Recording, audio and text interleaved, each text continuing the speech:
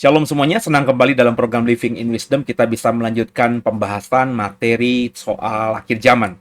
Minggu lalu kita sudah ngebahas soal sangkakala, serunai, nafiri dalam konteks akhir zaman. Saya berharap Bapak Ibu mengerti bahwa ketika nanti akhir zaman terjadi, kita semua akan mendengarkan suara sangkakala, suara shofar yang dari surga, yang dari langit, dari semesta. Ya, jadi ketika itu terjadi, ya kita harus lebih siap lagi. Ya. Dan entah berapa lama saudara sudah mengikuti program-program ini, kalau saudara sudah cukup mendalaminya bersama saya cukup lama, mestinya kita sekarang ini sudah menjadi orang Kristen yang tidak lagi kalau bicara akhir zaman tuh ketakutan, ya. Atau berusaha untuk meniadakan akhir zaman. Justru kalau kita semakin belajar soal akhir zaman, kita tidak khawatir, tidak takut tentang hal itu.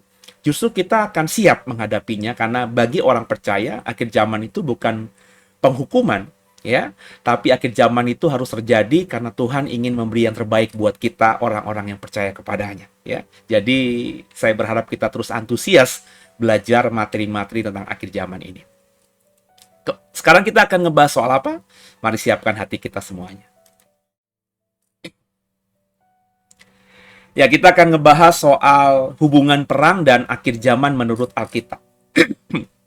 Jadi kita coba mendalami ya, dalam beberapa menit ke depan bicara dalam program episode kali ini, apa sebenarnya hubungan perang dengan akhir zaman itu. Tentu kita akan belajar untuk tidak ngada-ngada, untuk tidak berasumsi, untuk juga tidak mencari sumber-sumber di luar Alkitab. Ya, kita coba hanya belajar dari Alkitab ini saja. Kalau Bapak Ibu sudah mempelajari misalnya tentang Alkitab ya, soal nubuatan juga, ya, kita tahu bahwa nubuatan tentang hari depan atau tentang akhir zaman dalam konteks akhir zamannya Israel atau akhir zaman dunia ini, itu selalu berkaitan dengan perang. Kalau Bapak Ibu sudah membaca misalnya kitab Daniel, Bapak Ibu kalau belum membaca, Bapak Ibu bisa cari di dalam channel YouTube kita ini, Tadarusan Kitab Daniel, ya. Atau kemarin kita sudah ngebahas juga dalam program Living in Wisdom, nubuatan akhir zaman di kitab Daniel. Kalau Bapak Ibu sudah mengikutinya kan jelas ya, bahwa bicara mengenai nubuatan akhir zaman Daniel juga itu berkaitan dengan perang. Ya. Bagaimana misalnya Raja Negeri Utara akan perang dengan Raja Negeri Selatan dan seterusnya, bicara mengenai kambing dan domba yang berperang, ya itu kita bisa ketemu dalam kitab Daniel. Dan ritme model seperti ini terus ada dalam nubuatan akhir zaman. Nah, kita akan belajar pada hari ini yang lebih spesifik lagi akhir zaman yang akan terjadi atas bumi. Seperti Bapak Ibu tentunya paham bahwa ada firman Tuhan yang mengatakan bahwa langit dan bumi ini akan lenyap. Langit pertama, bumi pertama akan lenyap dan nanti akan datang langit baru, bumi baru yang kita sebut Yerusalem baru, ya. Dan sama-sama kita coba pelajari ya Bapak Ibu ya, apa yang dimaksudkan tentang hubungan antara perang dengan akhir zaman ini. Kita coba baca dulu Matius 24 ayat 3 dan kemudian kita lanjutkan membaca ayat 6 sampai 8. Demikian firman Tuhan. Ketika Yesus duduk di atas bukit Zaitun, datanglah murid-muridnya kepadanya untuk bercakap-cakap sendirian dengan dia. Kata mereka, "Katakanlah kepada kami, bila manakah itu akan terjadi? Dan apakah tanda kedatanganmu dan tanda kesudahan dunia?" Ayat 6 sampai 8-nya. "Kamu akan mendengar deru perang atau kabar-kabar tentang perang. Namun berawas-awaslah, jangan kamu gelisah, sebab semuanya itu harus terjadi. Tapi itu belum kesudahannya. Sebab bangsa akan bangkit melawan bangsa dan kerajaan melawan kerajaan. Akan ada kelaparan dan gempa bumi di berbagai tempat, akan tetapi semuanya itu barulah permulaan penderitaan menjelang zaman baru." Kita coba fokus pada ayat-ayat yang keluar langsung dari mulut Tuhan Yesus. Kalau kita membaca kitab Wahyu, Matius 24, 25, itu bicara mengenai pengajaran Yesus soal akhir zaman. Dan dalam ayat 3, ayat 6 sampai 8 dengan bantuan ayat-ayat yang kalimatnya sudah saya bold, saya tebalin. Kita coba baca yang saya tebalin ya, kalimat-kalimatnya di ayat ini. Apakah tanda kedatanganmu? Itu kata murid-muridnya. Murid-muridnya Yesus bertanya kepada Yesus, apakah tanda kedatanganmu kembali? Dan tanda kesudahan dunia? Kata Yesus di ayat 6 sampai 8, kamu, ya kamunya menunjuk kepada murid-murid, akan mendengar deru perang atau kabar-kabar tentang perang. Kalimat berikutnya yang saya kasih huruf tebal di dalam ayat ini, sebab bangsa akan bangkit melawan bangsa dan kerajaan melawan kerajaan. Jadi yang saya mau katakan kepada semua di sini bahwa Tuhan Yesus saja mengajarkan dengan sangat clear, mestinya ini tidak multitafsir, bahwa sebelum kedatangannya kembali, kedatangannya yang kedua ke dunia ini, sebelum kesudahan dunia, karena itu kan pertanyaan murid-murid Yesus kepada Yesus kan. Yesus berkata, kamu terlebih dahulu akan mendengar deru perang dan kabar-kabar tentang perang. Bangsa akan bangkit melawan bangsa, kerajaan akan melawan kerajaan. Jadi sebelum kedatangan Tuhan kembali ke dunia ini, seperti yang dijanjikannya kan, kalau kita baca Yohanes 14 mengatakan, aku pergi ke rumah Bapa menyiapkan tempat bagimu, dan jika itu sudah siap, aku akan kembali ke menjemputmu, agar di mana aku berada, kamu berada. Jadi memang dia berjanji akan menjemput kita. Itu janjinya. Janji Mesias kita, janji Kristus kita, janji Tuan dan Tuhan kita, bahwa dia akan menjemput kita kembali. Jadi sebelum itu terjadi, dan juga dikaitkan dengan pertanyaan murid-murid tentang kesudahan dunia, Yesus berkata bahwa murid-muridnya akan mendengar kabar-kabar tentang perang, di mana akan melihat bangsa melawan bangsa, kerajaan melawan kerajaan. Jadi tanda akhir zaman salah satunya adalah perang. Dan ini pengajaran Yesus. Mestinya kita tidak boleh mengabaikan hal ini atau menganggap ini biasa. Jadi sebelum kedatangan Tuhan, sebelum akhir zaman, sebelum kesudahan dunia, maka kita, ya, atau murid-muridnya lebih tepatnya, itu akan mendengar kabar-kabar tentang perang. Ya, coba kita baca lagi ayat tadi, ya. Tapi kita coba baca yang saya tebalin saja ya, karena ayatnya sama saja, Matius 24 ayat 3 juga ayat 6 sampai 8 yang kita atau yang saya kasih huruf tebal ya bersama saya. Datanglah murid-muridnya kepadanya, murid-muridnya Yesus datang kepada Yesus ya. Kata mereka, katakanlah kepada kami ya. Pertanyaannya tadi yang sudah kita bahas, kapan kedatanganmu dan kapan berakhirnya dunia ini ya. Terus Yesus menjawab ya, kamu ya. Terus juga ada kalimat kamu. Kamunya di sini menunjuk siapa? Murid-murid. Jadi kalau kita membaca struktur kalimatnya dengan pertanyaan murid tadi, bagaimana tanda kedatanganmu Tuhan? Bagaimana tanda kesudahan dunia ini Tuhan? Ya. Dan Yesus berkata, kamu akan mendengar kabar-kabar tentang perang. Kamu akan mendengar. Kamunya menunjuk siapa? Menunjuk murid-muridnya. Jadi bicara mengenai kabar-kabar perang itu akan didengar oleh murid-muridnya. Nah, ini yang harus kita dalami Bapak Ibu. Murid-muridnya ini siapa ya? Tentu kita tidak bisa serampangan mengatakan A, B, C tanpa melihat aspek-aspek lain ya. Nah, inilah namanya seni dalam menafsir. Kita nggak perlu misalnya menggali dalam gitu ya. Kita nggak perlu mencari ayat-ayat lain. Kita fokus aja di Matius 24 ayat 3. Sekaligus juga memakai akal budi kita untuk memahami tentang siapakah yang disebut dengan murid-murid. Yang kata Tuhan, murid-murid itu akan mendengar kabar-kabar tentang perang. Sebagai tanda kedatangannya kembali. Sebagai tanda berakhirnya dunia ini atau kesudahannya dunia ini. Nah, perang akan didengar oleh murid-murid Tuhan Yesus. Pertanyaan yang sederhana kan begini, siapakah murid-murid Yesus? Jadi Bapak Ibu, ketika kita membaca Alkitab dan kita mau menafsirkan atau menemukan kebenarannya, Bapak Ibu nggak bisa santai mengatakan bahwa yang tampil di di ayat-ayat itu bisa kita tafsirkan begitu saja. Saya selalu mengatakan, ayo coba kita dalami. Kita mendalami teks itu. Kita mengkritisi teks itu. Memang jelas tadi Yesus berkata, kamu ya bicara tentang murid-muridnya akan mendengar kabar-kabar tentang perang. Sebelum tentang kedatangan Tuhan kembali, sebelum bicara soal kesudahan dunia ini, kamu, kata Yesus, akan mendengar kabar-kabar tentang perang. Nah, siapakah kamu? Siapakah murid-murid Yesus yang dimaksudkan? Ini kalau bicara tentang konteks aslinya, ya tentu murid-murid di sini adalah 12 rasul itu kan? Atau murid-murid yang lain yang bukan rasul-rasul. Benar ya, saudara ya? Kita harus tafsirkan sesuai konteks dekatnya dulu. Tapi problemnya kan murid-murid Tuhan Yesus, rasul-rasulnya Tuhan Yesus, atau siapapun yang di dalam konteks ketika Tuhan Yesus datang pertama kali 2000-an tahun yang lalu dan hidup di Israel, ya, lahir di Bethlehem, besar di Nazaret, kemudian melayani Bapa selama 3,5 tahun. Itu kan saksi-saksi hidup yang disebut dengan murid-murid Yesus yang pertama, rasul-rasul itu kan semuanya sudah mati. Kan nggak mungkin ada yang hidup. Orang kejadiannya dengan kita yang hidup di 2024 ini sudah selisih 2000-an tahun. Mana ada manusia berusia 2000-an tahun. Benar, saudara ya?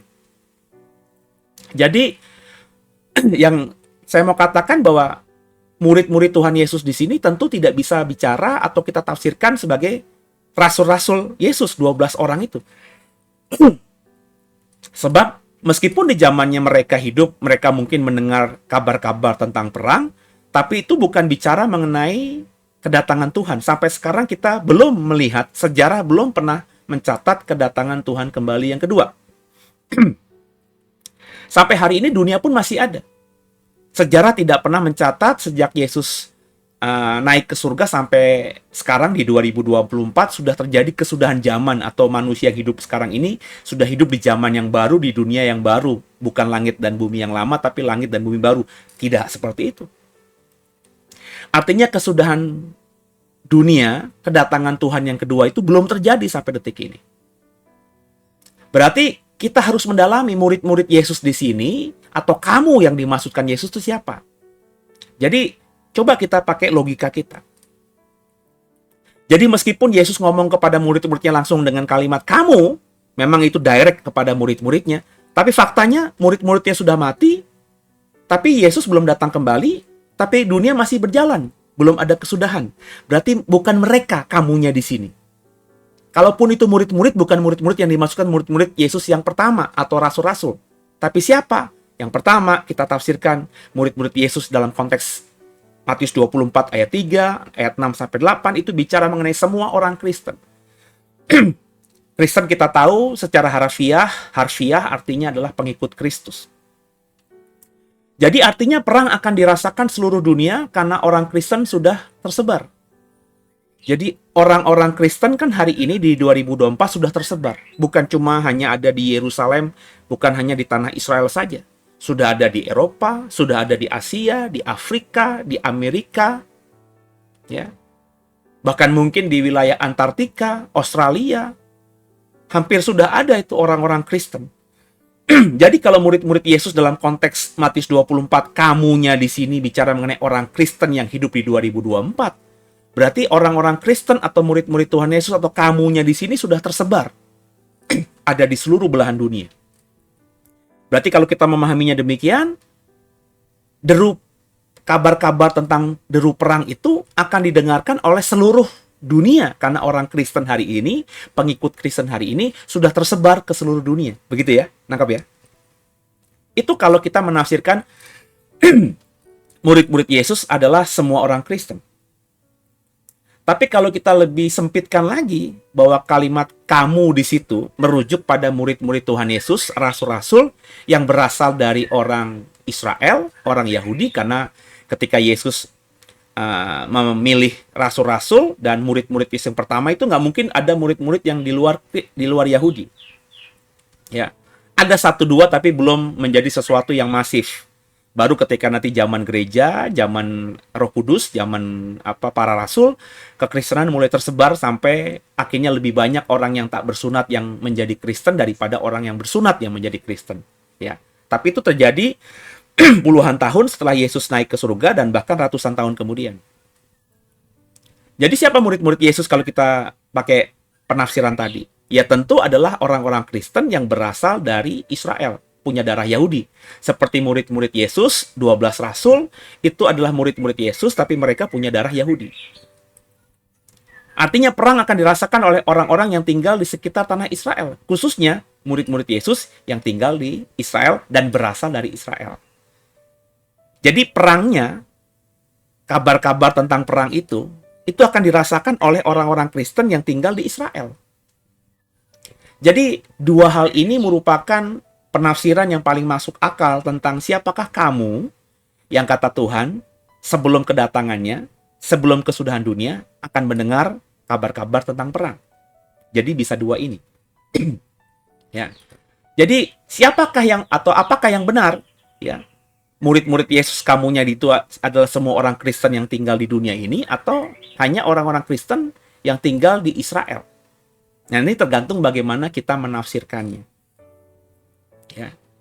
Tapi kalau saya selalu mengajarkan tentang akhir zaman bahwa fokus akhir zaman, kalau kita dasarnya adalah Alkitab, ingat ya, kalau dasarnya adalah Alkitab, maka fokus akhir zaman itu akan ada di Israel. Silahkan dicek semua nubuatan Yesus tentang akhir zaman yang ada di kitab Injil. Silahkan cek pengajaran rasul-rasul yang bicara mengenai akhir zaman. Silahkan juga pelajari kitab Wahyu yang berisi mengenai nubuatan akhir zaman. Semua fokusnya ada di tempat kudus. Yang saya tafsirkan adalah Bait Allah, yang saya tafsirkan adalah Yerusalem. Karena dalam sejarah perjanjian lama, hanya Bait Allah, hanya kota Yerusalemlah yang disebut kota kudus atau tempat kudus itu. Sebab di situ ada Bait Allahnya Tuhan. Nah, jadi kalau saya menafsirkannya, kamu di sini adalah orang-orang Kristen yang tinggal di Israel atau orang-orang percaya yang tinggal di Israel. Bahwa nanti penduduk Israel, di mana sebagian nanti ada orang Kristennya di sana, akan lebih sering dengar kabar-kabar tentang perang, dan ketika itu terjadi, maka kesudahan zaman sudah dekat, maka kedatangan Tuhan kembali sudah di depan mata, maka kesudahan dunia segera terjadi. Nah, bagaimana Bapak Ibu menafsirkannya? Saya tidak memaksa, saya kembalikan kepada saudara. Bisa ikuti tafsiran saya, atau Bapak Ibu punya penafsiran yang lain, atau tafsir yang lain yang sudah saya bagikan di dalam slide ini. Nah, kalau Bapak Ibu mengikuti apa yang saya pahami, maka kita fokusnya di Israel. Ketika saya menggali materi ini, saya coba cari menggoogling gitu ya. Ini sebenarnya kalau pakai Google kita besar-besarkan, saudara. Ya, yang ada warna merahnya itu adalah Israel. Dan kalau kita perhatikan di 2024 sekarang sudah tanggal 1 Februari ya. Ini perang di sekitar Israel sudah terjadi. Ya. Kalau Bapak Ibu lihat globe atau petanya, sudah terjadi perang di Israel sendiri. Hari ini belum selesai bahkan. Antara Hamas dengan Israel. Nah, Hamas ini bisa kita representasikan sebagai Palestina, orang Palestina. Hari ini masih berperang. Masih terjadi pembunuhan-pembunuhan di sana. Ya. Perang antara tentara Israel dengan Hamas itu masih terjadi di Gaza dan wilayah-wilayah yang dikuasai oleh Hamas. Kemudian kalau kita tarik garis utara ke utara, ya, meskipun itu ribuan kilometer ya, tapi di wilayah utara Israel itu sudah terjadi perang yang sudah lama juga, belum selesai. Antara Ukraina dengan Rusia, itu di bagian utara. Kalau Bapak Ibu sekarang perhatikan situasi keamanan dunia hari ini, di sebelah timur Israel itu ada Iran, ya. Dan Iran hari ini sedang bertikai ya dengan dengan Pakistan. Ya, saya nggak tahu apakah nanti terjadi perang terbuka di sana, tapi itu cukup mengkhawatirkan. Iran sedang panas hubungannya dengan beberapa negara tetangganya, Pakistan di situ, ya, kemudian juga Irak di situ. Saya nggak tahu beberapa waktu ke depan apakah terjadi perang apa tidak yang melibatkan Iran. Kalau kita tarik ke selatan, ya, itu ada Yaman. Dan sekarang ini Bapak Ibu kalau baca berita ada kelompok Houthi ya yang menguasai Yaman yang sekarang ini sedang diperangi dan berperang dengan Amerika serta sekutu, ya. Jadi di Laut Merah itu sedang ada situasi tegang dan panas,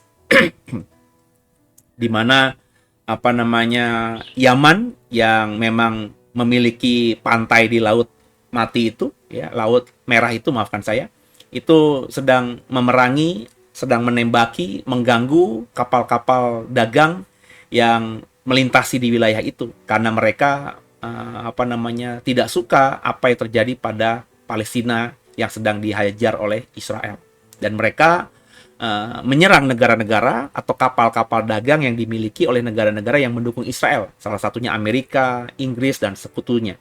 Dan ini lagi perang.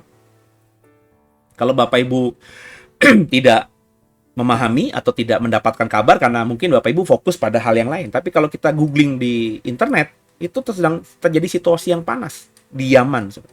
Artinya kalau Bapak Ibu melihat peta ini, di utara, timur, selatan sudah terjadi perang di sekitar Israel. Tinggal di wilayah barat aja. Wilayah barat itu tentu berarti bicara mengenai Eropa, ya, mengenai wilayah Afrika Utara, itu belum terjadi situasi yang panas seperti yang terjadi di utara, di Eropa Utara, Ukraina Rusia, di timur Iran dengan Pakistan, dan juga di selatan, ya, Yaman dengan sekutu. Tapi jika kita coba memahami bahwa kamunya di situ bukan saja, meskipun itu kita tafsirkan orang-orang Israel, orang-orang percaya yang tinggal di Israel, tapi sekarang kan sudah zaman informasi terbuka. Di mana contohnya saja, saya hari ini bisa update, bahkan kalau saya mau fokus day per day, saya bisa dapat update situasi yang terjadi di Yaman, di Israel, di Ukraina. Artinya orang-orang percaya yang tinggal di Israel pun, meskipun perangnya tidak terjadi atas Israel, tapi kabar-kabar tentang perang pasti bisa kita dapatkan. Sekali lagi, kalau saya misalnya mau fokus saja soal kabar-kabar tentang perang yang terjadi di dunia ini, terus saya buka YouTube setiap hari, dan saya carinya perang-perang itu, maka saya akan mendapatkan semua berita tentang perang itu di dalam handphone saya, di channel YouTube saya. Kan algoritmanya seperti itu. Coba deh perhatikan, ya. Ketika beberapa waktu kemarin saya suka tentang peternakan, kambing, domba, sapi, maka YouTube saya tuh, ya, munculnya video-video itu. Terus saya akhirnya coba mempelajari soal unggas, ya, ada bebek, mentok, ayam, dan seterusnya. Isinya soal itu semuanya. Ya. Hari-hari ini karena lagi tentang pemilu gitu, ya. Pemilu kampanye terbuka gitu, ya. Saya coba dapatkan informasi, maka semuanya isi di YouTube saya soal itu. Jadi algoritma YouTube kan demikian. Jadi kalau Bapak Ibu misalnya mau mencari berita soal perang di internet, dalam hal ini misalnya contohnya YouTube, itu yang kau cari setiap hari, maka setiap hari kau akan dapat updatean terbaru. Jadi kalau memang orang-orang percaya yang tinggal di Israel itu update terhadap perang, maka deru kabar-kabar tentang perang, kabar-kabar tentang deru perang yang terjadi di mana-mana itu akan mereka dapatkan. Dan itu kata Tuhan Yesus, sebagai tanda kesudahan dunia, sebagai tanda akan kembalinya Dia kali kedua. Itu kalau kita melihat apa yang dikatakan Yesus di Matius 24. Tapi coba kita baca lagi, saudara. Masih Matius 24 ayat 3 dan ayat 6-8, tapi karena ayatnya sudah kita baca tadi, supaya mempercepat, coba kita baca yang saya kasih tebal saja, yang saya bold. Akan tetapi semuanya itu barulah permulaan penderitaan menjelang zaman baru. Jadi kabar-kabar tentang perang, apa yang akan didengar oleh orang percaya, orang Kristen, ya, tentang perang-perang itu, kabar yang mereka dengar tentang perang-perang itu hanya sebagai permulaan penderitaan menjelang zaman baru. Jadi tidak otomatis akhir zaman. Ternyata itu kata Tuhan Yesus. Kedatangan Tuhan Yesus kali kedua, kemudian kesudahan dunia ini, ya, itu ternyata masih lama. Ya, masih agak panjang, ada durasi waktu yang memisahkan sebelum itu terjadi. Nah, Ketika kita mulai mendengar deru perang di mana-mana, dengan kedatangan Tuhan kembali, dengan akhir dari dunia ini, ada di tengah-tengahnya itu adalah sebuah masa yang kata Yesus, zaman baru. Jadi deru perang di mana-mana, kalau kita perhatikan yang saya kasih huruf tebal ini, ya, itu akan menandakan permulaan penderitaan menjelang zaman baru, permulaan penderitaan. Jadi perang yang terjadi, yang akan kita dengar sebentar lagi, itu bukan bicara tentang akhir zaman, tapi baru awal dari penderitaan menjelang zaman baru. Penderitaannya apa ya? Penderitaan akibat perang. Saudara bisa baca nanti lanjutannya atau lengkapnya di Matius 24. Tapi saya mau fokus pada apa? Zaman baru. Apa zaman baru yang dimaksudkan oleh Yesus ini? Nah, sekali lagi untuk bisa mengerti, kita harus lihat konteks ayatnya. Kita baca Matius 24 ayat 15. Ini masih dalam konteks dekat dengan ayat yang kita baca tadi, yakni Matius 24 ayat 3 dan ayat 6 sampai 8. Ini ayat 15-nya. Jadi apabila kamu melihat pembinasa keji berdiri di tempat kudus, menurut firman yang disampaikan oleh Nabi Daniel, para pembaca hendaklah memperhatikannya. Ini kata Matius. Dia mengutip apa yang Yesus katakan. Bahwa sebelum nanti kedatangannya kembali, sebelum dunia ini akan berakhir, kamu, orang-orang percaya, orang-orang Kristen akan dengar kabar-kabar tentang perang. Tapi itu tidak langsung akhir zaman. Tidak langsung Yesus datang kembali. Tidak langsung kesudahan dunia. Tapi itu adalah awal dari penderitaan di zaman baru. Nah, zaman baru itu maksudnya apa? Zaman baru di sini kalau kita baca ayat 15, ini tafsiran saya, tapi saya menafsir sesuai dengan kronologis, dengan sistematis. Ayat 15 yang saya baca ini, itu adalah ayat yang berada setelah ayat yang ke-6 dan 8. Berarti ayat 15 akan terjadi kemudian.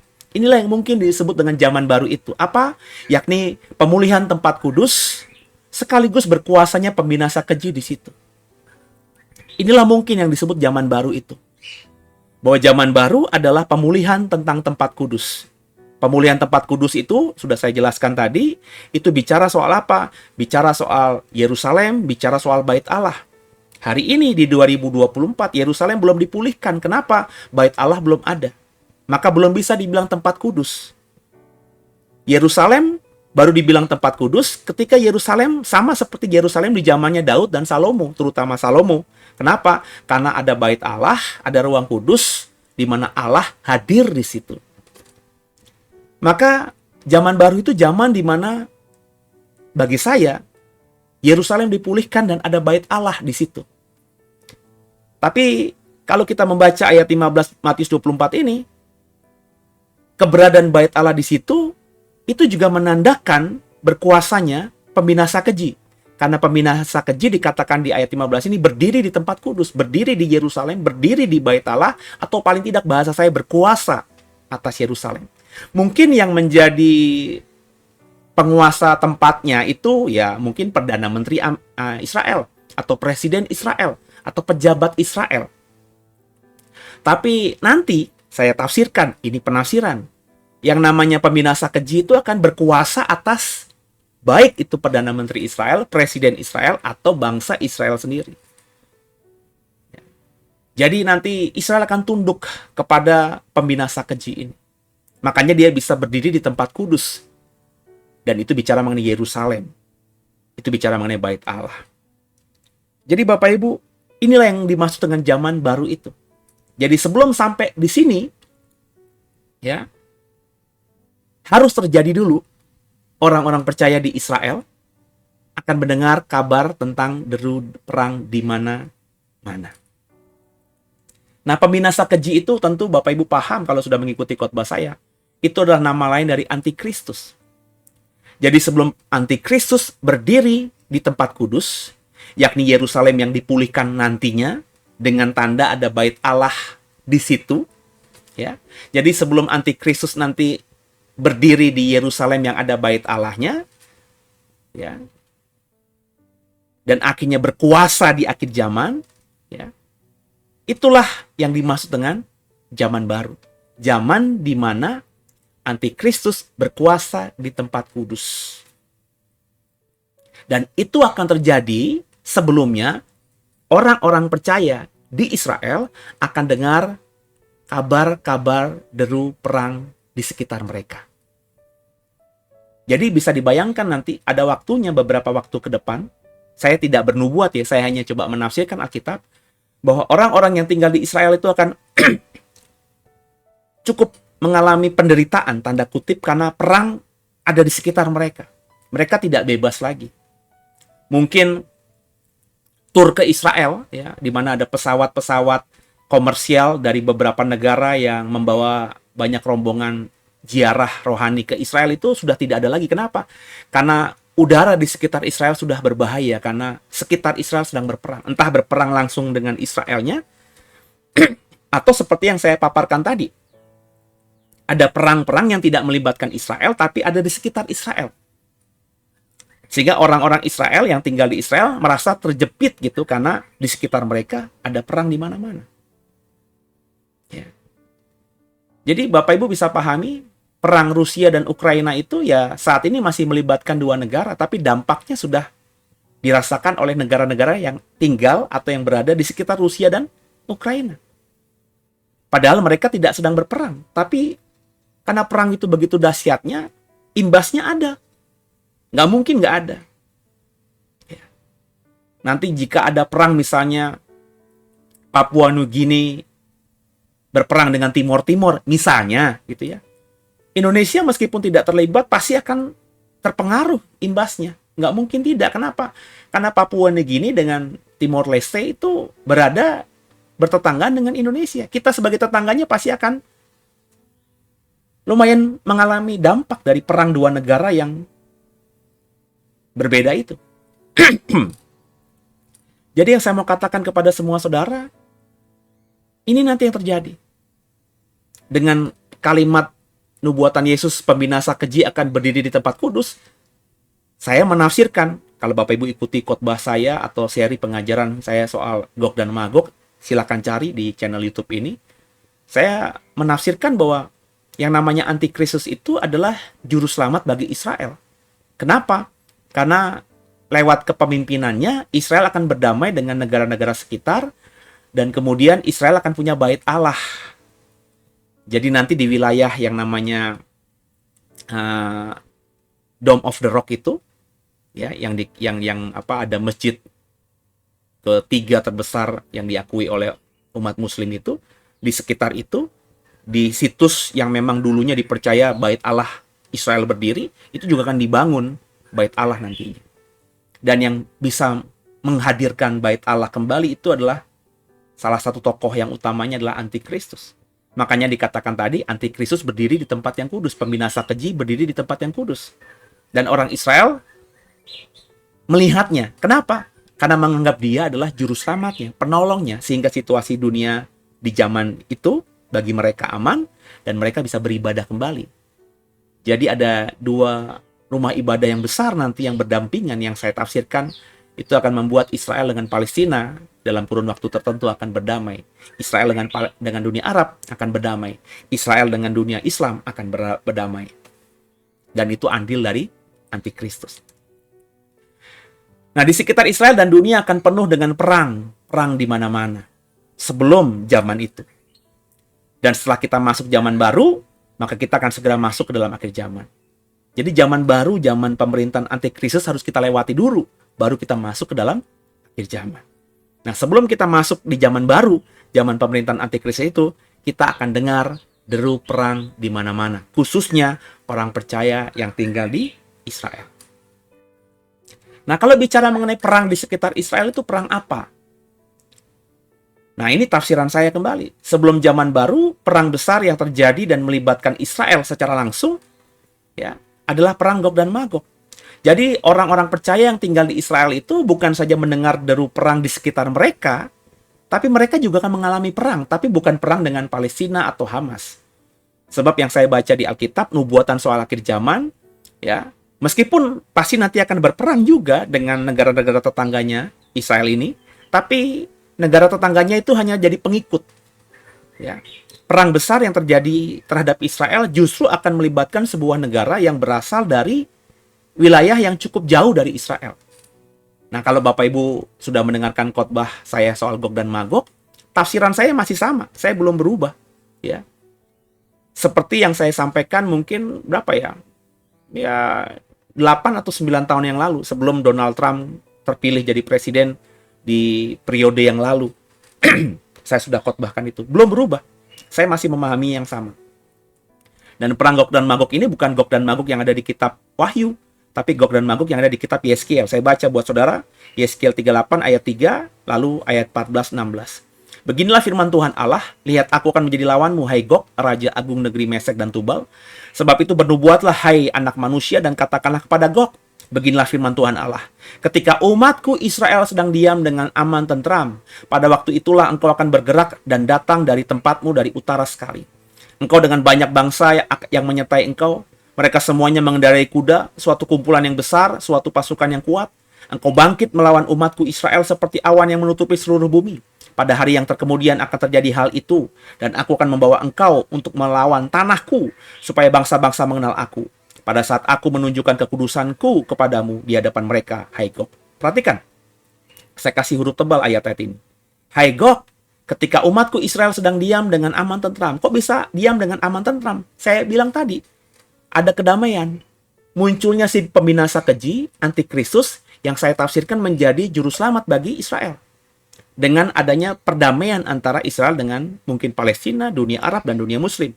Caranya, ya Israel punya bait Allah yang berdampingan dengan masjid yang sekarang ini ada di atas situs bait Allah Salomo. Ya, jadi mereka berdamai. Ya, Palestina dan dunia Arab dan dunia Muslim tetap bisa beribadah, ziarah ke Al-Aqsa dan sekitarnya. Orang-orang Yahudi bisa beribadah kepada Allah mereka, Yehova tentunya, di bait Allah. Dan ini akan bisa terjadi karena andil si pembinasa keji, karena andil si antikristus. Dialah yang menjadi pendamai di situ. Ya, makanya dia bisa berdiri di tempat kudus. Dan ketika Israel sudah aman tadi, bahasa kitab Yeskiel tadi, ketika umatku Israel sedang diam dengan aman tentram, pada waktu itu engkau akan bergerak dan datang dari tempatmu dari utara sekali. Utara sekali, si Gog ini datang dari utara sekali. Kalau Bapak Ibu lihat peta globe tadi yang saya baca, yang saya bukakan, utara sekali itu adalah wilayah ya Rusia, Uni Soviet dulu. Maka saya menafsirkan Gog itu adalah Rusia. Dan tafsiran ini bukan tafsiran orisinil saya. Ya, ini sudah tafsiran yang umum, ya, karena orang-orang yang menafsirkan ini mungkin juga membacanya seperti saya membaca. Ya. Dari utara sekali, dari Rusia, ya. Jadi Rusia nanti akan memimpin aliansi atau persekutuan negara-negara yang akan memerangi Israel dalam perang Gog dan Magog. Dan perang Gog dan Magog yang ada di Yeskiel 38 ini belum pernah terjadi di sepanjang sejarah Israel, sejarah dunia ini. Tidak pernah kita baca di dalam sejarah Israel diserang dari negara yang dari utara sekali. Nggak pernah. Israel dalam sejarahnya pernah dihancurkan oleh Asyur, pernah dihancurkan oleh Babel. Tapi kalau kita lihat posisi Asyur dan Babel bukan di utara, tapi agak ke timur. Silakan dicek petanya. Ya. Jadi nubuatan dari utara sekali itu yang ada di Yeskiel ini bukan oleh Asyur, bukan oleh Babel. Terlebih ya, menurut saya ya, Yeskiel kan menuliskan kitab ini ketika Israel dan juga Yehuda sudah diperangi oleh Asyur dan juga oleh Babel. Ya. Jadi ini sudah lewat gitu ya. Jadi tentu bicara mengenai masa depan. Dan dari Yeskiel hidup sampai hari ini, belum pernah sejarah mencatat Israel diserang. Dan akhirnya Israel kalau baca kitab Yeskiel menemukan kemenangan karena Tuhan yang membela dengan supranatural. Jadi ini baru terjadi nanti. Baru terjadi nanti, sebelumnya Israel akan dengar deru perang di mana-mana, akhirnya mereka perang besar dengan Gog dan Magog di Yeskiel 38 ini.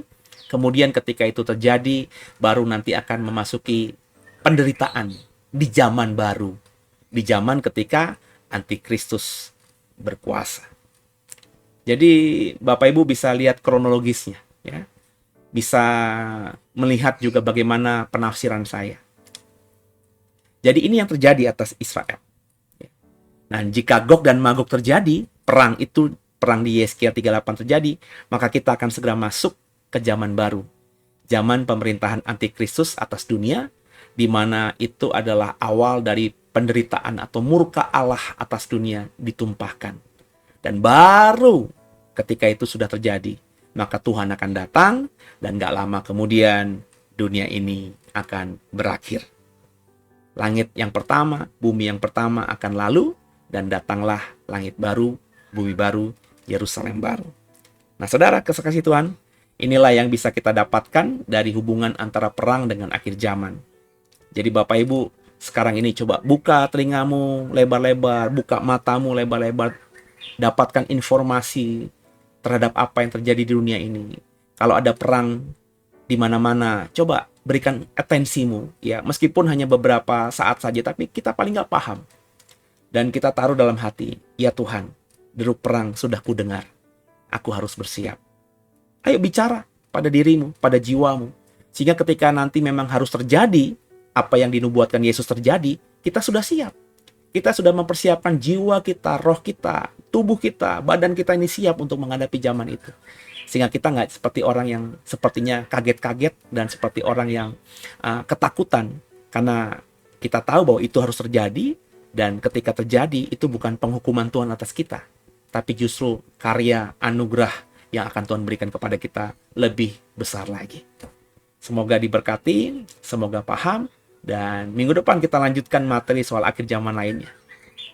Sampai jumpa saudara, dan God bless you. Haleluya.